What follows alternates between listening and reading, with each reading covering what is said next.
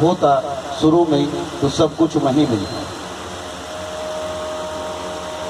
यहाँ ध्यान का खेल है। जब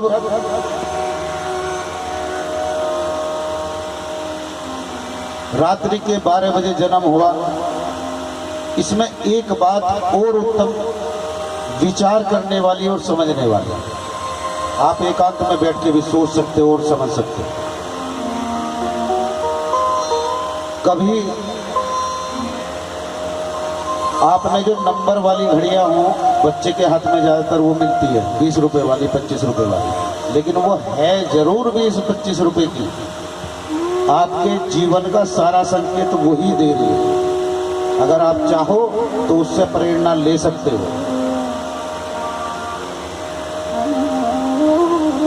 जब उसमें 12 बजे हो तो क्या लिखा हुआ होता है? क्या होता है जब 12 बजे हो? घड़ी में कुछ लिखा रहता है क्या? 4 जीरो से अलग कुछ नजर नहीं आता हो।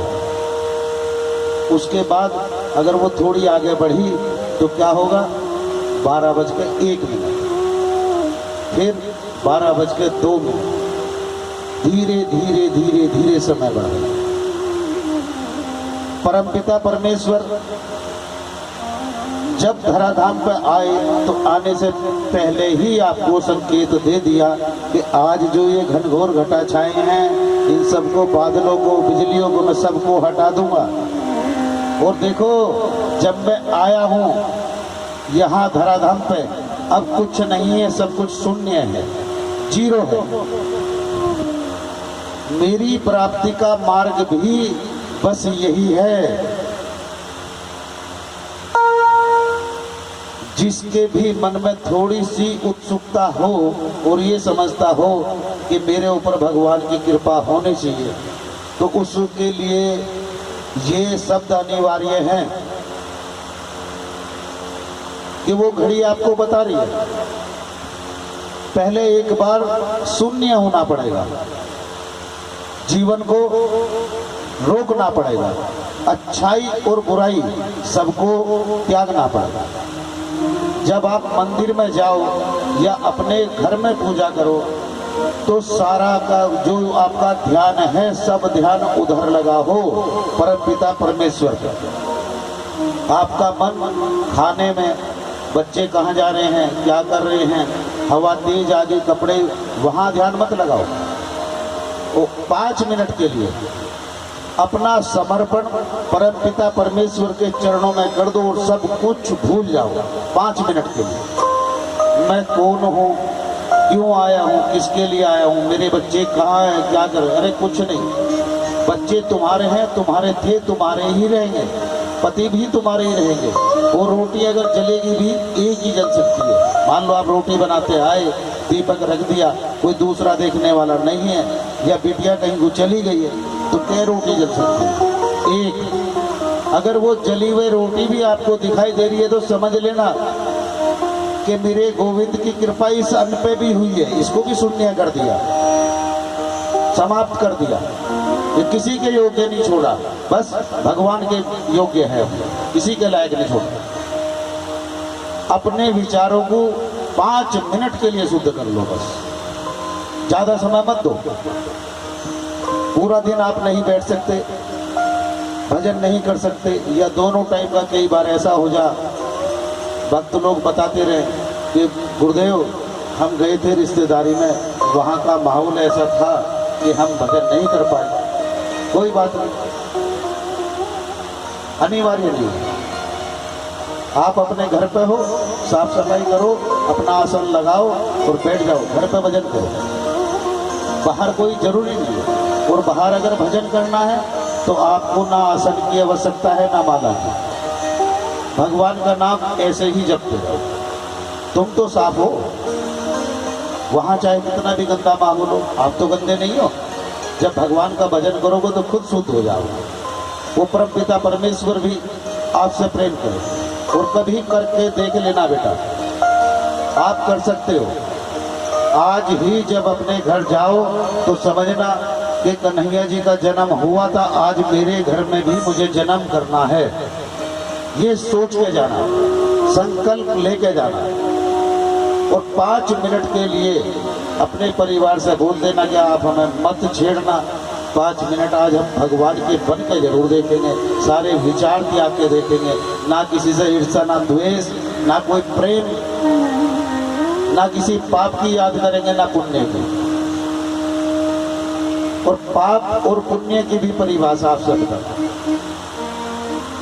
पाप कई बार हर आदमी बोलते हैं कि महाराज जी मेरे से ये पाप हो गया, वो पाप हो गया। कथा में जाओगे तो वहां भी सुन लोगे, वहां महाराज जी खुद स्वयं बोल रहे पाप और पुण्य की परिभाषा समझा रहे। एक बार एक गुरुदेव थे, वो कहीं जंगल में भजन कर रहे थे और एक गृहस्थ से दुखी होकर गृहस्थी उस जंगल की ओर गया, तो उसने मन बनाया कि आज मैं आत्महत्या करूँगा, वापस लौट के नहीं आऊँगा, मैं बड़ा परेशान हूँ इस घर वालों से और गृहस्थ से।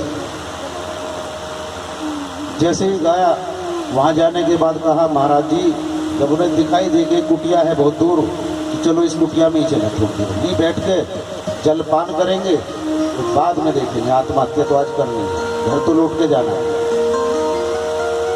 महाराज जी आए, कहा गुरुवर नमन, प्रणाम किया, नतमस्तक हुए, कहा प्रभु मैं गृहस्थ से संसार से बड़ा दुखी हूँ और मैं सब कुछ छोड़ के आपकी शरण आया हूँ। मैंने सुना है कि साधुओं के यहाँ भगवान का प्रवेश है, 24 घंटे में एक बार जरूर आए। साधु मुस्कुराया, साधु ने कहा तेरे परिवार में कौन कौन है? कहा मेरी पत्नी है, 2 बच्चे हैं। बच्चे कितने बड़े हैं बेटा? छोटे हैं। और माता है, पिता है। कहा दुष्ट, ये तू क्या कर आया? वापस लौट जा, अपने घर जा। जो परमपिता परमेश्वर ने आपको जिम्मेदारियां दी हैं उनका निर्वहन करो, अच्छी तरह उनकी परवरिश करो। काफी समझाने का प्रयास किया लेकिन गृहस्थी नहीं माना। कहा अगर आप महाराज जी भेज भी दोगे तो मेरा अंत एक ही है बस। कहा क्या?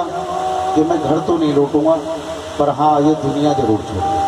एक आश्रय आप ही का दिखाई दिया था, बस ये आश्रम आज लगा कि भगवान ने मुझे यहाँ से भी लौटा। साधु ने कहा अच्छा ऐसा ना कर, मन बनाया कि आज नहीं तो कल ये वापस लौट जाना, तब तक तो इसे सेफ रख लूँ, बचा लूँ। कहा तू ठीक है हमारे साथ रह सकता है, पर एक शर्त होगी। गृहस्थी ने कहा बताओ महाराज जी क्या शर्त होगी? कि मैं इस बस्ती में से एक ही रोटी का आटा मांग के लाता हूँ और उसी को बनाना, उसी को खाना। मेरे से जो बचेगा थोड़ा बहुत खाना, वही तेरे को मिलेगा। उसमें तुझे सबर संतोष हो तो मेरे पास रुक सकता है, नहीं तो अपने घर वापस लौट। घर वापस लौटाने का हर प्रयत्न था कि पहुंच जाता अपने परिवार में लोग। कहा महाराज जी मुझे मंजूर है। कुछ दिन वहीं ठहरे, भजन करते रहे। देखा साधु महाराज को कि भजन में लीन हो जा। पूछा बाबा आप क्या करते हो? साधु महाराज ने कहा भजन करता हूँ, और यही तू करा, बस यही एकमात्र है जो तेरे हैं और हमारे भी हुई, बाकी सब तो तुम देखे आए हो। बोला हाँ महाराज। बोला भगवान का भजन जरूर करा। भजन बता दिया, नाम दे दिया, भजन शुरू कर दिया। कुछ समय बाद एक और गृहस्थी ऐसी वहाँ पहुँची, उसने भी ये सब कहानी बताई कि महाराज जी दुनिया से बड़ा दुखी हूँ, परेशान हूँ, इस तरह स्थिति है हमारी और हम सोच रहे कि आपके पास ही रुके। महाराज जी ने उनसे भी पूछा, उनके भी गृहस्थ था। कहा कि मूर्ख तू गृहस्थ छोड़ के यहाँ क्यों आया है? उन्हीं की सेवा कर लेता, वो सेवा ही नारायण की सेवा थी। अरे जो बच्चे हैं, माता है, पिता है, सब कुछ है, वही सेवा कर लिया कर। बोला जी मैं सब छोड़ ही आया। ठीक है, तू भी ठहर गया, पर शर्त एक है।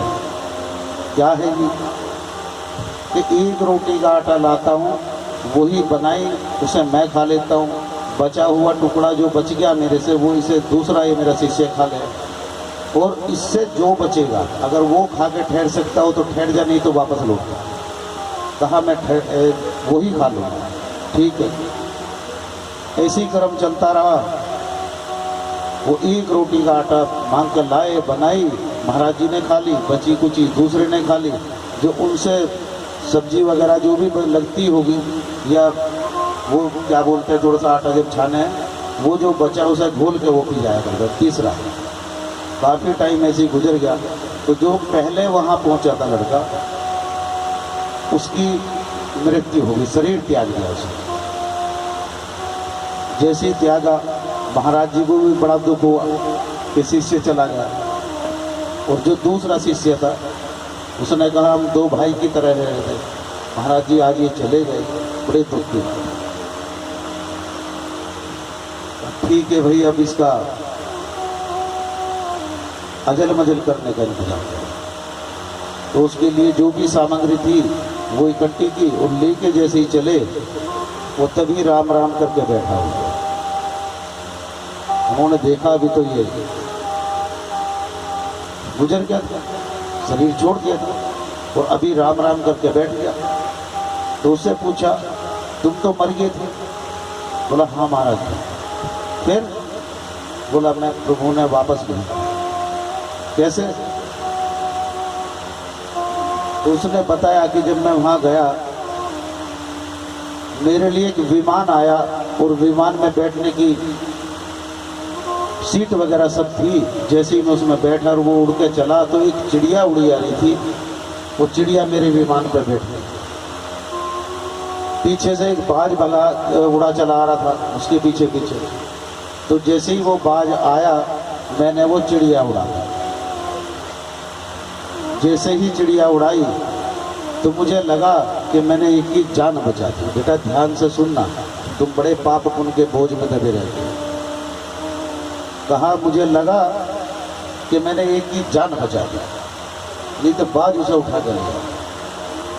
और जब मैं पहुंचा दरबार में परमपिता परमेश्वर के, तो भगवान ने कहा कि आप एक बात बताओ, मृत्यु लोक में इतने समय रहे हो, आपने क्या पाप और क्या पुण्य किया?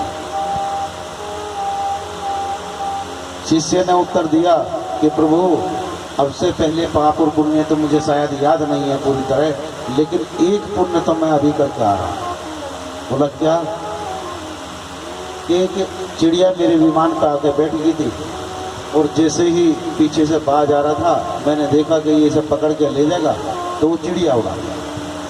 भगवान ने कहा सबसे बड़ा अपराध ही तुम्हारा ये है। शिष्य को लगा किसी की जान बचाना भी अपराध है। कहा प्रभु अच्छा। बोला दोबारा आप जाओ धराधाम पर और उचित दान पुण्य करके तब आना। आप गुरुदेव के शिष्य हैं, आपने मेरा भजन भी किया है, एक मौका आपको और दे। वो फिर लौट का के राम राम करके बैठ गए। कुछ समय बाद दूसरा शिष्य गुजर गया, उसकी भी सेम वही स्थिति हुई। विमान आया, उसी में बैठा और उड़ के चल दी। जैसे ही रास्ते में चिड़िया आई, उसके विमान पर बैठ गई, पीछे से बाज भगा रहा, उनके पीछे उड़ा आ रहा है बड़ी स्पीड से। उसने देखा बाज आ रहा है, वही स्थिति है वैसी की वैसी, और बताया था कि मैंने नहीं उड़ाई तो पाप हो गया,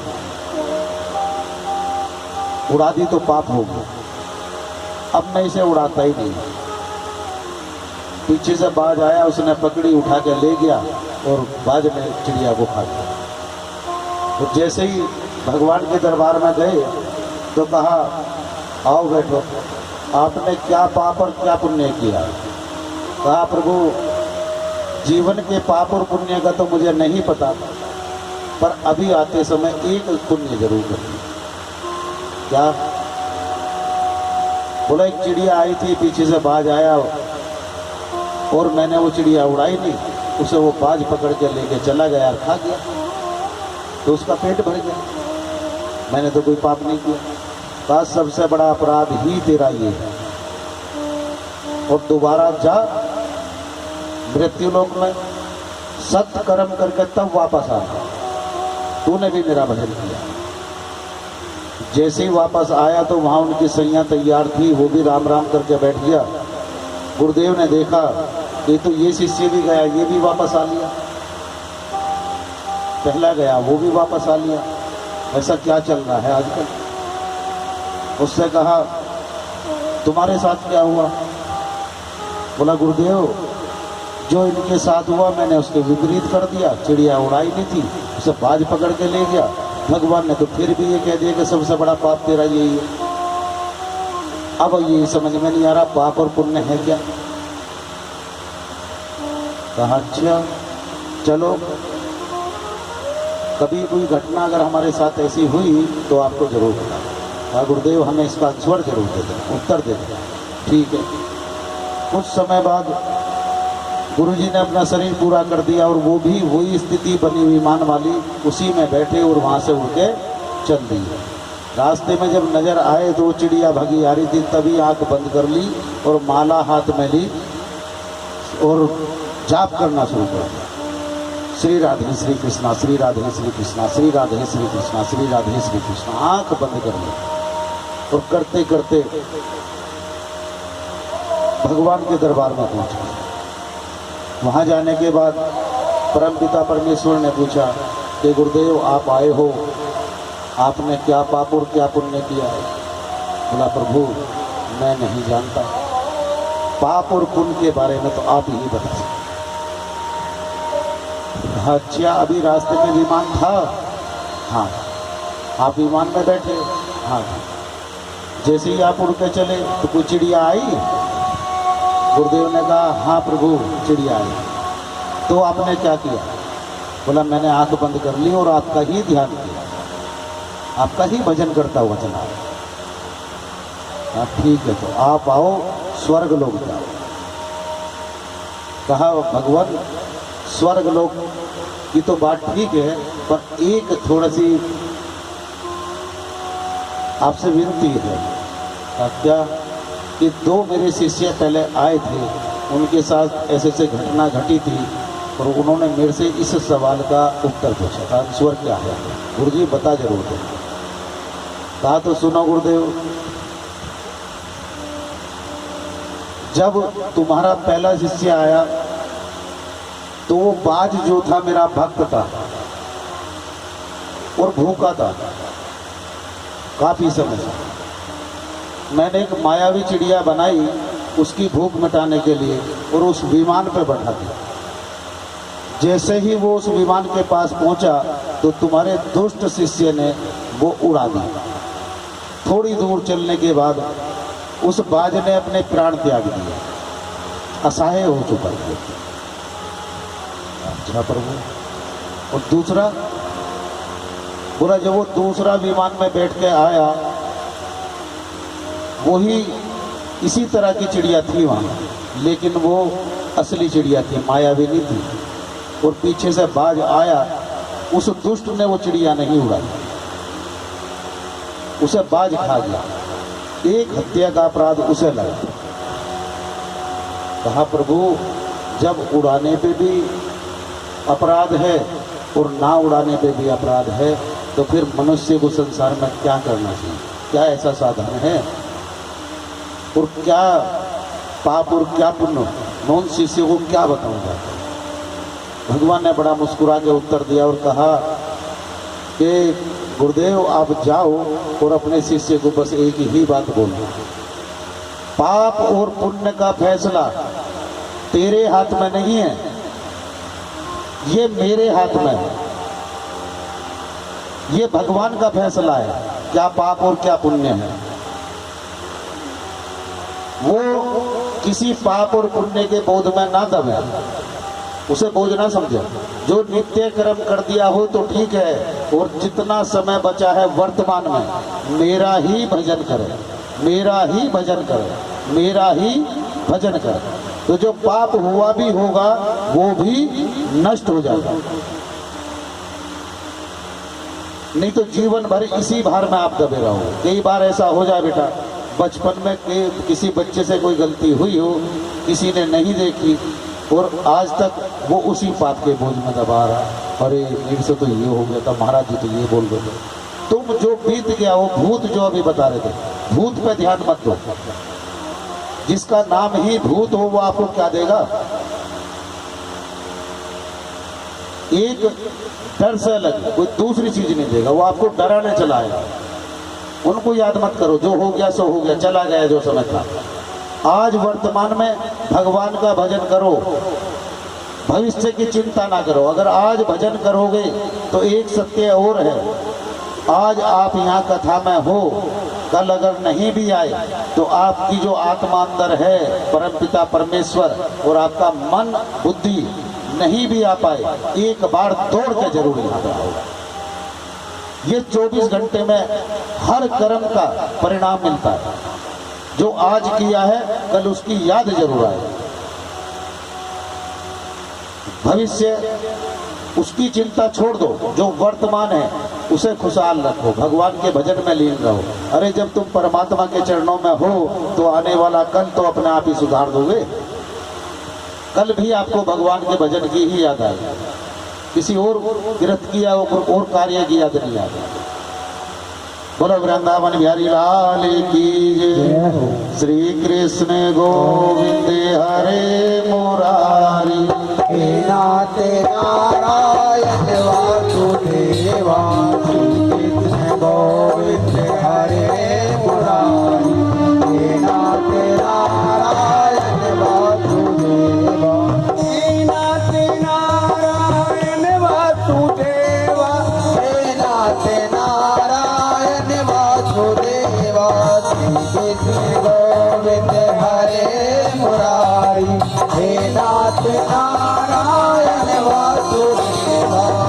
कृष्ण गोविंद हरे मुरारी, हे नाथ नारायण वासुदेवा।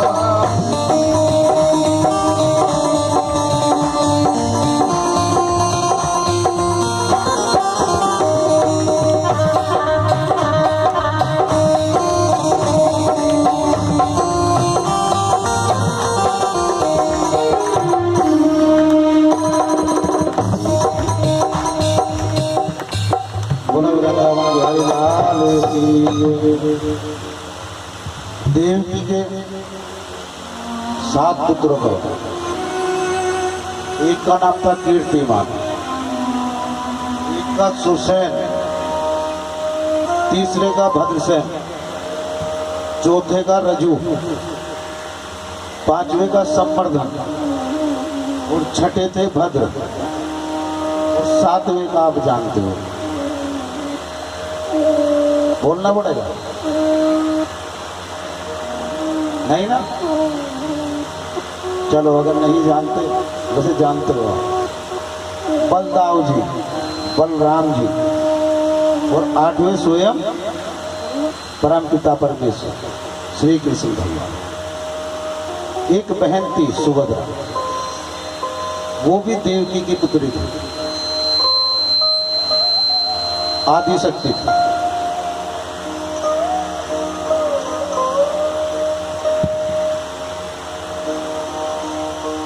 बोला मोर मुकुट बंसी वाले की। अब तो प्यारे कुछ बधाई बधाई गा दो।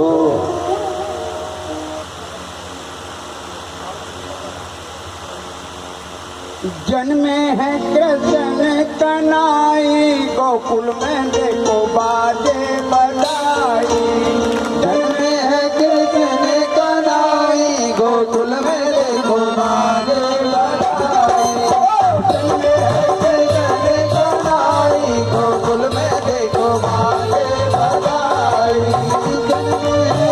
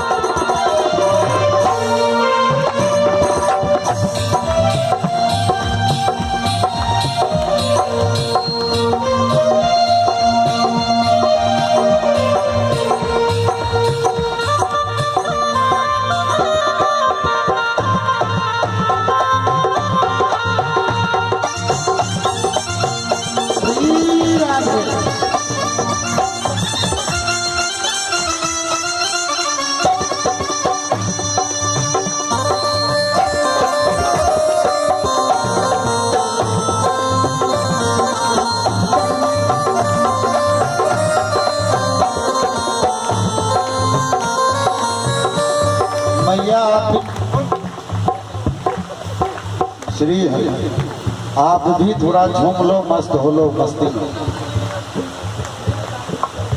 जन्मे है कृष्ण कन्हई गोकुल में देखो बाजे बधाई। जन्मे है कृष्ण कन्हई गोकुल में देखो बाजे बधाई। अरे बाजे बधाई आपने गा दो। बधाई बाजे बधाई बाजे बधाई। जन्मे है कृष्ण कन्हई गोकुल में देखो बाजे बधाई।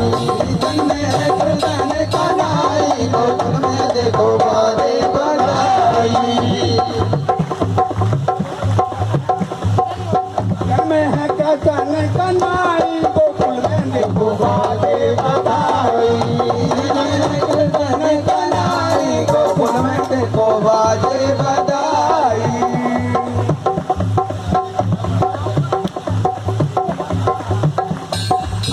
बाजे बधाई देखो बाजे बधाई।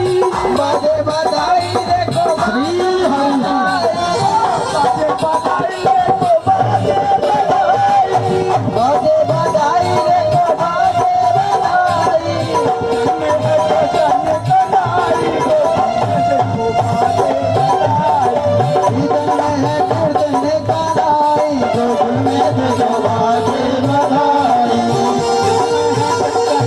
कन्हई गोकुल में देखो बाजे बधाई।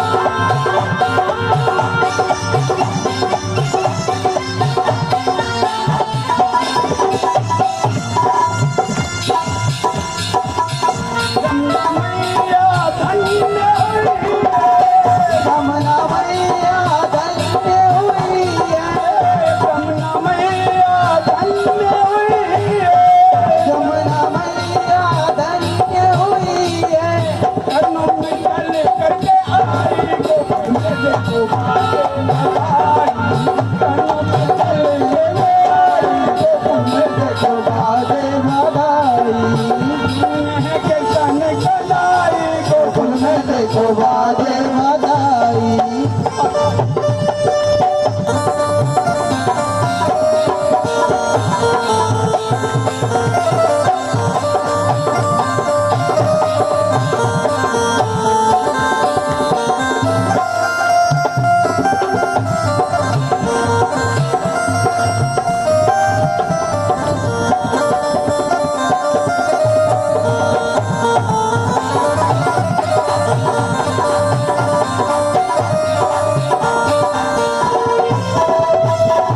बाजे बधाई देखो बाजे बधाई।